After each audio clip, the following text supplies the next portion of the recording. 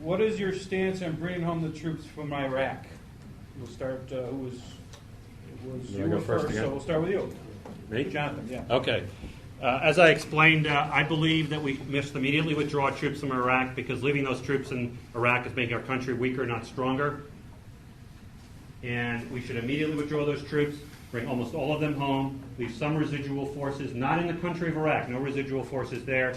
I would take some forces and put them in Kuwait and Saudi Arabia, where there are friendly countries with bases, just in case the government that was in Iraq, that develops in Iraq, builds weapons of mass destruction, nuclear weapons or weapons of mass destruction, and we might need those troops over there. So that's my position, and if you have any questions, other questions about it, I'll be happy to answer. Okay, very good. John? My name is John Lash. I served over in the Middle East as an intelligence analyst for 3 years. I got involved in electoral politics because I felt that the president's claims about weapons of mass destruction were wrong.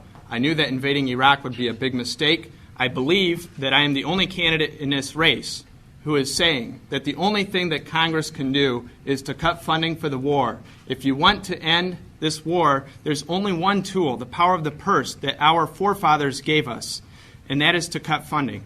And I want to ask if either of my opponents would agree to say right here and right now if they will cut funding, yes or no, to get our troops out of Iraq.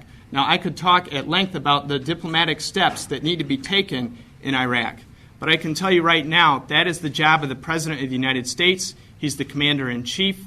Any advice that the Democrats are currently giving to George Bush will not be taken seriously. It's a very realistic goal that if there's a special election here in the 14th District, that any one of us could be sitting in Washington, D.C. within a matter of months.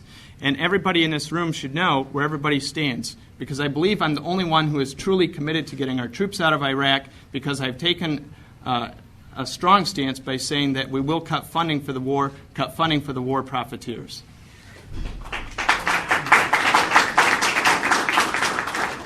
Okay, Bill? John, you believe wrong. I am fully committed to getting our troops out of Iraq, and I am fully committed to using the power of the purse intelligently to accomplish it. And the way you'll do it is to put a bill on President Bush's desk. The next time a supplemental comes through, would have explicit rifle shot language that says this money is not to be used for ongoing combat operations, patrolling the street of Iraq, getting our kids blown up day in and day out. You can attach very specific language to appropriations bills, and we should do it. And we certainly, that will be what I will vote for and I will support when I am in Congress 4 months from now.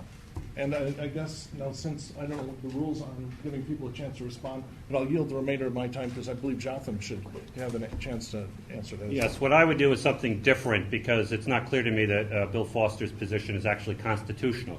What I would do is immediately cut funding for all the rebuilding programs in Iraq, for all the Halliburton programs in Iraq, for all the Bush programs that are being given to contractors to rebuild Iraq. What that would then force the president to do is to withdraw the troops from Iraq, because he will not be able to rebuild the country with all of the people that have been supporting him. I will not, however, cut funding for the troops. No American soldier is going to die on my behalf because I didn't fund the security for the troops. I didn't fund tanks for the troops. I didn't fund bullets for the troops.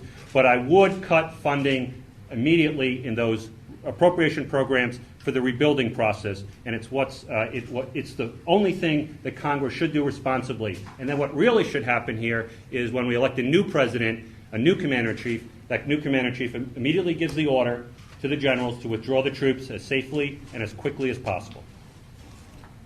Okay, all set? Okay, good job. My name is John Lash. I approve this message.